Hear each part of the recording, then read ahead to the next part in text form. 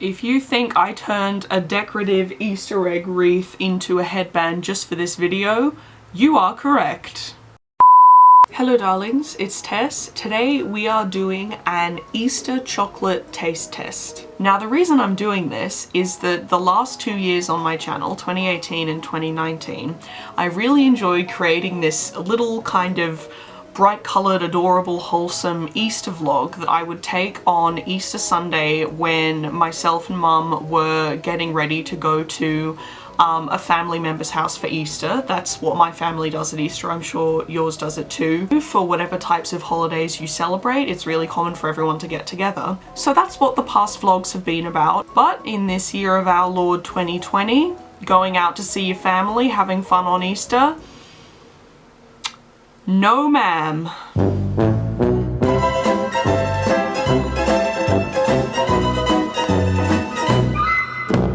I have never associated Easter with anything except like seeing my family and chocolate. So with seeing my family out of the way for 2020 Easter, I decided to go ham on this chocolate. Am I going to eat all of every single egg and bunny? No, but with my sweet tooth, I would not blame you at all for making that assumption. I'm 25 years old and I still have the tasting palate of a toddler at a birthday party. I got myself into this situation, so if you thought I would eat all of these things myself, I accept my fate. I'm getting what I deserve, I'm reaping what I sow, The ones I'm most excited for. I've never had them before, but not only that, I've never seen them before, so this might be the first year that they exist. They are, I kid you not, Roald Dahl themed Easter eggs. Brilliant, right? Brilliant! So the eggs they've got is, this is a BFG one, which is the human beans Easter egg, and it appears to be milk chocolate and then white chocolate on some of it and then jelly beans in the very middle. Named for the fact that the BFG refers to human beings as human beings, which of course is just like beautiful and classic Roald Dahl. In case you haven't heard, another classic Roald Dahl thing is anti-Semitism, but that's a very heavy topic for a video about Easter eggs, so I'm just gonna dip on that particular controversy this one time. And then this one is Matilda, and it's Bruce Bogtrotter's chocolate fudge cake Easter egg, which again looks like milk with some white and then these very interesting looking fudgy bits in the very middle. And this is of course named for the poor kid in the book Matilda who got caught stealing some of Miss Trenchbull, the terrifying headmistress's chocolate cake, and so to punish him she gets him up on stage in assembly. Now, eat it! And she had the cook bake a whole nother cake, and to punish him it's like, oh, you're gonna have all the cake you want, and she makes him eat the entire thing. It is a hilarious scene in the book and also in the movie. Name's Bruce. Wrong childhood classic, Shark Boy. So let's try it. I mean, it's even got Matilda on the side there. When it came to, you know, the stories that we all loved, you know, like it was Harry Potter first, Roald Dahl second, without a doubt. Holy Mary. Okay, it comes in its own freaking sarcophagus. I'm kind of scared. I am scared. I need a knife, that's what I need. Do I have my knife? Of course I do. I wish I had a Swiss Army knife in here. Be kind of sad if I did though. Hey Tess, what are you gonna use that knife for? Do you plan on going a camping trip across the jungle and then onto the Arctic where you must undertake any challenge that comes your way? No, I just want something to cut chocolate with. The inventor of the Swiss Army knife would be rolling over in their grave. That knife is for combat, not poor dietary decisions. We're trying to cut a hollow Easter egg so I can break a piece off it. Okay. Oh, okay, we're getting somewhere. But we need to have some of the fudgy white chocolate part here that is the most jazzy out of this egg. There are so many chocolate shreds on my desk. Okay, I'm gonna go in like this and I'm just gonna live my life. The chocolate is good, haven't gotten to the fudge yet, but that is good chocolate. Like there's that really cheap radioactive sort of Easter bunny type chocolate. And then there's like the really, really fancy, they're all there under glass and somebody will frickin' pick up the truffles for you with a freaking gold spoon and put them in a box that was blessed by the Pope or something like that. You're the Pope? Yes. You're dressed like Freddie Mercury's stunt double. That chocolate is beautiful. But a lot of the time to me, it's almost overly rich, and it being really expensive also doesn't help. I think it's wrong. So cheapy Easter bunny, not always good. Really fancy, also not good. This is honestly in between them, and I am in favor of it. We're about to have our bite of the fudge pieces.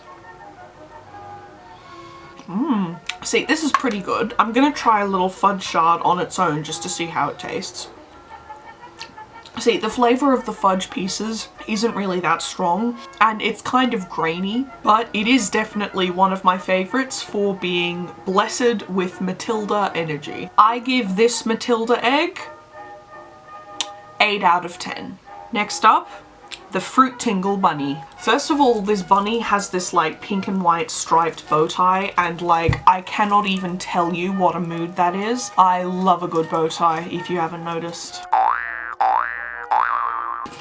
I think I'll have to use my chocolate knife again. That's not a knife. It's supposed to be a steak knife, but you know. That's a knife. Alright, here we go.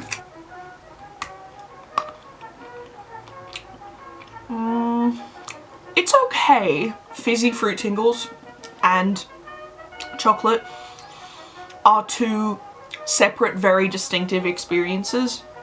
And so I feel like they don't necessarily need to be brought together. Fruit Tingle Bunny gets 6 out of 10. We have this Whiz Fizz Easter egg, which I think will be like chocolate on the outside with some kind of like fizzy infused squishy middle. First of all, it's heavy, so I know it's got something solid in it, but even so, it couldn't possibly be a hollow chocolate shell with like powdered sherbet Whiz Fizz inside, because then if the egg broke, all hell would break loose and there'd be white powder all over somebody's house. I don't know why, but today seems like it's gonna be a great day. Whiz Fizz is one of my absolute favourite things from childhood. I'm surprised it's taken this long to come out with a Whiz Fizz Easter egg, but let's try it. I'll cut off a little bit. It looks like a hard-boiled egg on the inside, like it's got kind of white around near the edges and then yellow in the middle.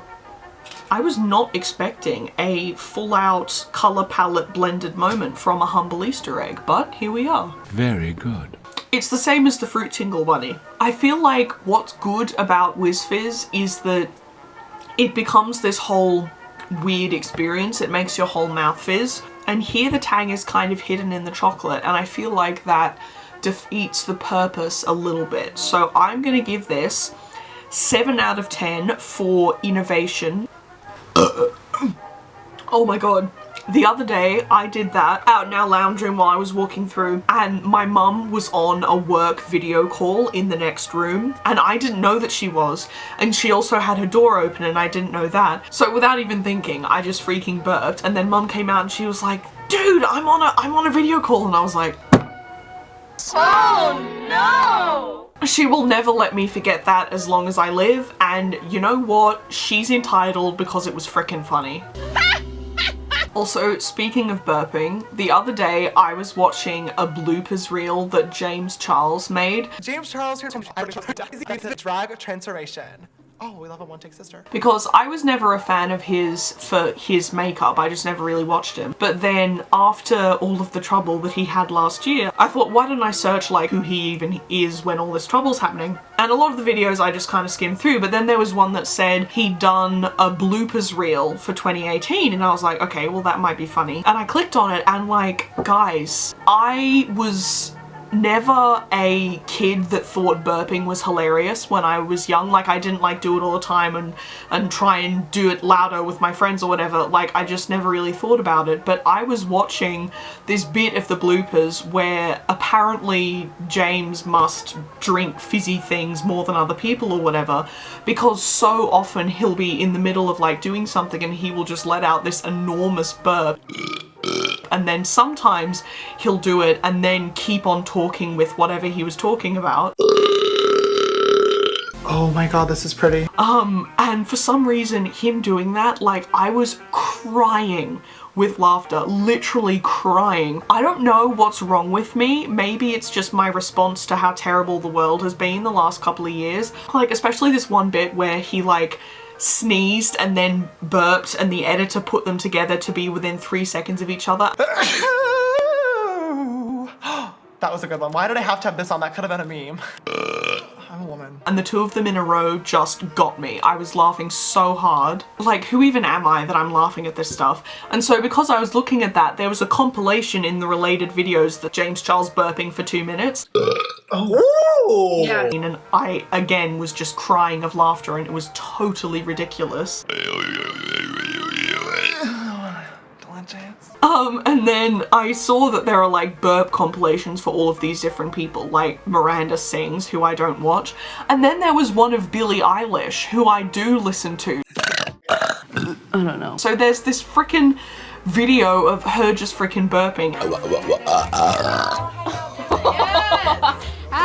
And so now whenever I or someone else burps for any reason, I'm just internally like dying of laughter. And so I'm not a stan of like James Charles makeup. I'm not even subscribed to his channel, but I am a stan of his bloopers, I suppose. Oh, absolutely not! Whoops.